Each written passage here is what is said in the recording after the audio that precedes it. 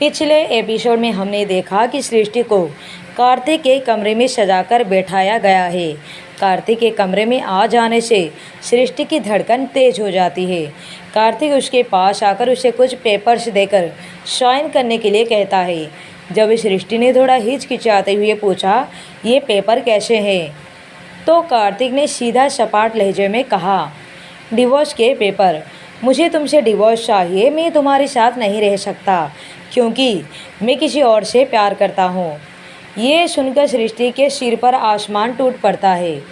सृष्टि के पैरों तले से ज़मीन खिसक जाती है। सृष्टि का दिल 1000 टुकड़ों में टूट जाता है।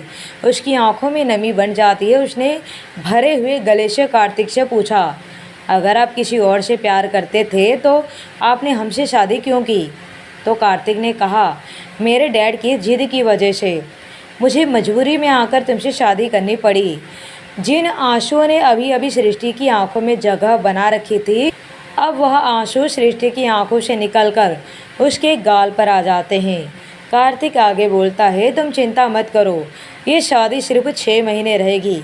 6 महीने के बाद तुम अपने घर वापस जा सकती हो। इन डाइवोर्स पेपर पर साइन करो और उसके बदले मैं तुम्हें तुम्हारी मुँह मांगी कीमत देने के लिए तैयार हूँ। तुम जितने पैसे बोलोगी मैं तुम्हें उतने पैसे दूंगा। सृष्टि अपनी आंखों के आंसुओं को साफ करती है और खड़ी होकर कार्तिक के पास आती है। उसके सिर पर ऐसे ही घूंघट अभी तक ओढ़ा हुआ था क्योंकि कार्तिक ने अभी तक सृष्टि का घूंघट उठाया ही नहीं था। तो सृष्टि कैसे अपना घूंघट अपने आप ही उठा देती? ये हक था कार्तिक का। सृष्टि ने कार्तिक के सामने आकर कहा, मुझे आपसे पैसे नहीं चाहिए और ना ही मैं आपको डिवोर्स दूंगी। हमारे यहाँ रिश्ते जन्म जन्मांतर के लिए जोड़े जाते हैं, तोड़े नहीं जाते। ऐसे ही बंधन में हम दोनों बन चुके हैं और इस जन्म में तो ये बंधन टूटने वाला नहीं है। कार्तिक गुस्से से बोलता है, तो तुम इन पेपर्स पर साइन नहीं करोगी? सृष्टि ने कहा, कभी नहीं। कार्तिक गुस्से से पेपर को अपने हाथ की मुट्ठी में भींच लेता है और बहुत ही गुस्से में सृष्टि को बोलता है, तुम मुझे मना कर रही हो? कार्तिक सक्सेना को ना सुनने की आदत नहीं है मुझे। सृष्टि बहुत ही आराम से जवाब देती है, तो डाल दीजिए। वैसे भी आदतें बदलते रहते हैं। गंदी आदतों को जितनी जल्दी बदल दिया जाए उतना ही अच्छा है। ये कोई अच्छी आदत नहीं है कि आपको ना सुनने की आदत नहीं है। कभी कभी ना सुनने की भी आदत होनी चाहिए। कार्तिक को सृष्टि का इस तरह से उल्टा जवाब सुनकर और भी ज़्यादा गुस्सा आ जाता है। कार्तिक गुस्से में पास रखी हुई कांच के टेबल पर एक जोरदार लात मारता है और गुस्से में दहाड़ते हुए बोलता है, ठीक है, मत करो साइन, लेकिन एक बात तो मेरी भी कान खोलकर सुन लो। इस घर में तुम्हें मेरी माँ बाप बहू का दर्जा दे सकते हैं शायद, लेकिन मैं तुम्हें मेरी पत्नी का दर्जा कभी नहीं दूंगा। इस जन्म में तो कभी नहीं। इस घर की मालकिन बनना तो तुम भूल ही जाओ। इस घर के नौकरों से भी बदतर हालत कर दूंगा मैं तुम्हारी। तुम्हें इस कदर मजबूर कर दूंगा कि तुम खुद आकर इस पेपर पर साइन करोगी। इतना बोलकर कार्तिक सृष्टि का हाथ पकड़कर उसे खींचते हुए कमरे से बाहर ले जाता है। बाहर धक्का देकर उसके मुंह पर दरवाज़ा धड़ाम से बंद कर देता है। जैसे ही कार्तिक सृष्टि को धक्के मारकर अपने कमरे से बाहर निकालता है और दरवाज़ा बंद कर देता है, धक्के खाकर गिरने की वजह से सृष्टि के हाथ की कोहनी में चोट लग जाती है। सृष्टि अपनी कोहनी को पकड़कर अपनी आंसुओं को पोंछते हुए खड़े होने की कोशिश कर रही थी। तभी सृष्टि के पास अनामिका और कार्तिक की माँ सुनैना जी वहाँ पर आते हैं। अनामिका ने अपने दोनों हाथ को बांधे हुए सृष्टि का मजाक उड़ाते हुए कहती है कि कितने अरमान लेकर आई थी एक सीधी सादी भोली भाली लड़की इतने बड़े घर में राज करने के लिए, कार्तिक सक्सेना के सिर पर चढ़कर बैठने के लिए, लेकिन यहाँ तो पहली रात में ही कमरे के बाहर फर्श पर धूल जाट रही है। इतना बोलकर अनामिका नफरत से सृष्टि को देखने लगती है और सुनैना जी उसकी बात को सुनकर मुस्कुराने लगती है। सृष्टि उठने की कोशिश करती है और जैसे तैसे करके उठ भी जाती है, लेकिन सृष्टि ना तो अनामिका को कुछ कहती है और ना ही सुनैना जी से कुछ कहती है।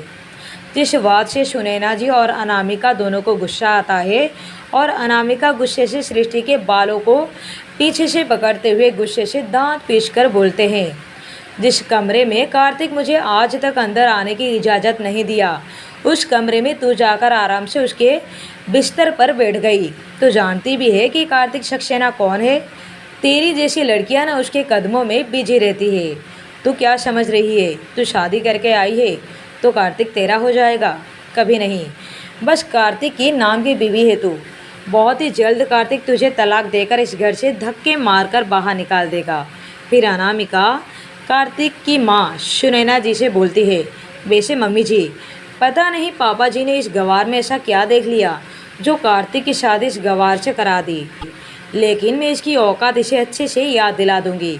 आज मैं इसे इसकी औकात दिखाऊंगी कि इसकी औकात क्या है, इस घर में इसकी जगह क्या है। अनामिका की बात सुनकर सुनैना जी के चेहरे पर एक शैतानी मुस्कुराहट आ जाती है और अनामिका सृष्टि के बालों को छोड़कर सृष्टि का हाथ पकड़कर उसे घसीटते हुए घर से बाहर गार्डन में ले जाती है और फिर अनामिका सृष्टि को गार्डन में धक्का देकर गिरा देती है। सृष्टि वहीं ज़मीन पर गिर जाती है। अनामिका सृष्टि की तरफ उंगली पॉइंट करते हुए कहती है, यही है तुम्हारी औकात, यही है तुम्हारी इस घर में जगह, इस घर के बाहर। ये बोलकर अनामिका और सुनैना जी दोनों घर के अंदर चले जाते हैं। सृष्टि धीरे से खुद को संभालते हुए उठती है और गार्डन में रखी हुई चेयर पर बैठ जाती है। ये चेयर इतनी बड़ी थी कि यहाँ आराम से 4 लोग बैठ सकते थे। एक इंसान सीधा लेट भी सकता था। सृष्टि, जो अचानक से अपने ऊपर टूटी मुसीबत से हैरान थी, एक पल के लिए तो उसे कुछ भी समझ में नहीं आया। सृष्टि की 2 ही पल में उसकी ज़िंदगी न जाने क्या से क्या हो गई। सृष्टि बेंच पर बैठकर अपने हाथों में लगी मेहंदी को देख रही थी कि उसकी मेहंदी का रंग अभी उतरा भी नहीं कि ज़िंदगी ने उसे उसका असली रंग दिखाना शुरू कर दिया। सृष्टि, जिसने अभी तक अपनी आप को संभाल रखा था, वो एकदम से टूटकर बिखर जाती है। उसकी आंखों से चौधार आंसू बहने लगते हैं।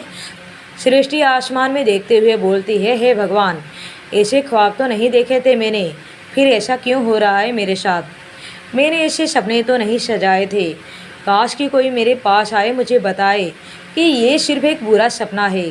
कोई मुझे इस सपने से उठा दे। पापा, मुझे नहीं रहना यहाँ पर, मुझे आकर यहाँ से ले जाइए। मैं यहाँ नहीं रहना चाहती, ये लोग बिल्कुल भी अच्छे नहीं हैं। पापा प्लीज़, आप मुझे यहाँ से लेकर चले जाइए। आपकी बच्ची भूखी है, मुझे भूख लगी है। जी हाँ, सृष्टि ने कल रात से कुछ नहीं खाया था।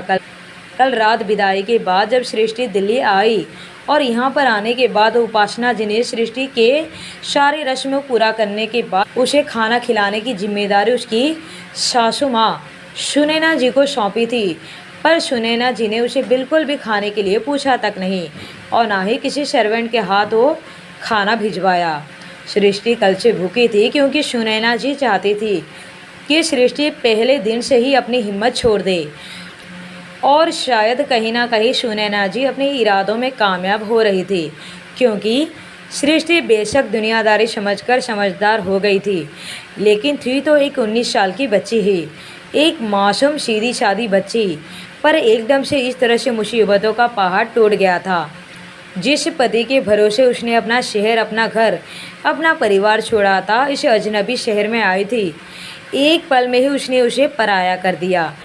अब बची खुची कसर भी भगवान जी पूरा कर रहे थे, क्योंकि अब जोरों से बारिश शुरू हो चुकी थी और बारिश के साथ ही सृष्टि की आंखों के आंसुओं का कोई अस्तित्व नहीं रहा था। जैसे सृष्टि के सारे ख्वाब, सारे सपनों का कोई अस्तित्व अब सृष्टि के दिल में भी नहीं रहा। अब आगे की कहानी जानने के लिए यहीं बने रहिए लव आफ्टर डिवोर्स पर।